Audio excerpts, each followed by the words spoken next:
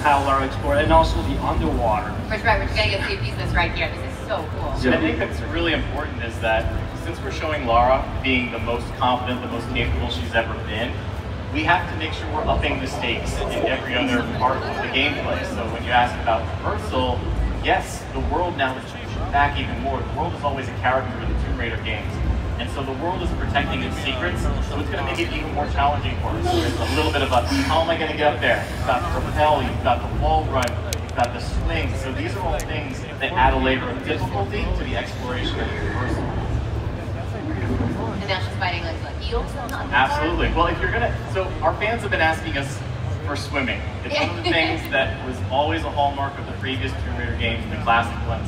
And whenever we deliver something that the fans are asking for, sometimes you have to be careful what you wish for, because we're always going to view it through our modern survival lens. And so in this case, we say, all right, if you're going underwater, if you're swimming, it's going to be underwater survival. You're going to have to deal with air pockets, you're going to have to deal with piranhas and moray eels. You're going to have to think about, do I really want to explore what's down that dark cavern? Because I don't know if there's an air pocket.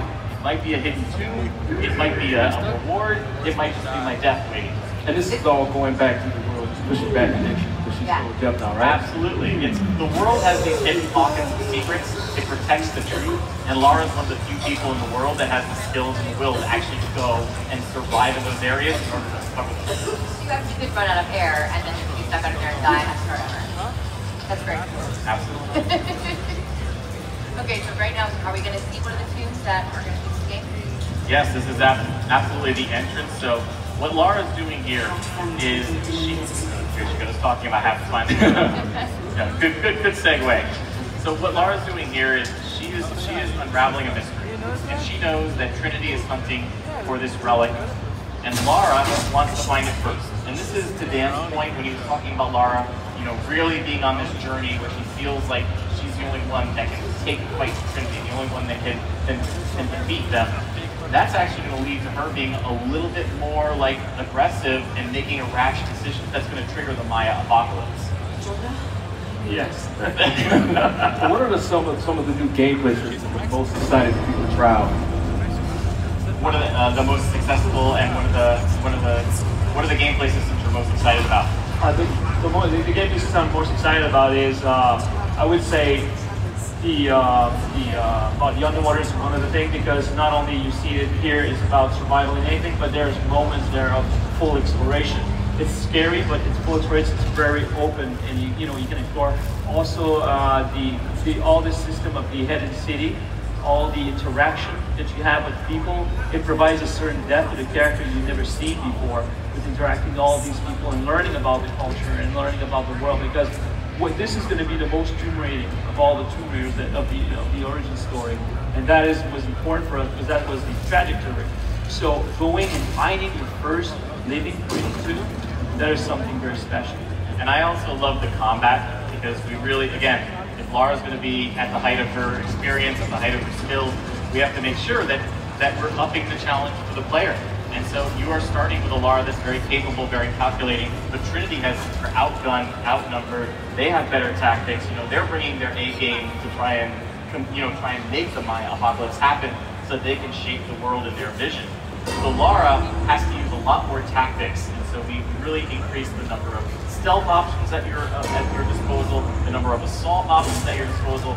So you still got choice in how you play.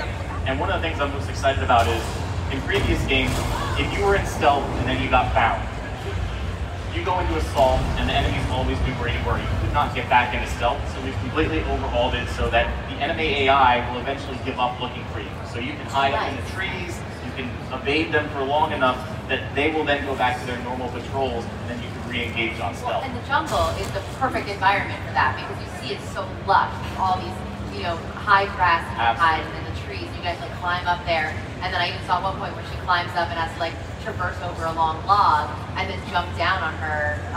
Absolutely. On villains. And this is what we call becoming one with the jungle. And there's this great moment in the game where Lara is face to face with a jaguar, and she's focused on it just intently, like, okay, this is my threat.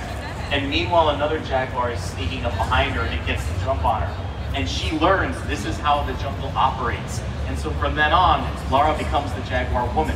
where she will hide in the canopy, she will hide in the lush vine walls, strike, and then disappear again. And so this idea of becoming one with the jungle means using it to Lara's advantage, using it to sow fear and chaos with the enemy, and using it so that you can even the odds against her. I even saw one where she was like painting her face all in mud and like getting down in there. But that's the thing, this is the fantasy of becoming the jungle, because disappearing in it, and this is the thing, we were talking about all the options, this crazy amount of options you can do in stealth. We even redefined the way we were approaching the environment for stealth, for example. So putting the mud, it gives you a lot more opportunities for you to hide and to disappear. And that's the thing that is key, because that's the ultimate, for her, the ultimate survival, the ultimate aspect of mastering the environment is all about that, is becoming that environment. So not only is she going to use the blind walls, but she will use more mud walls. She's going to disappear like that very quickly. So the enemies think it's not her attacking them.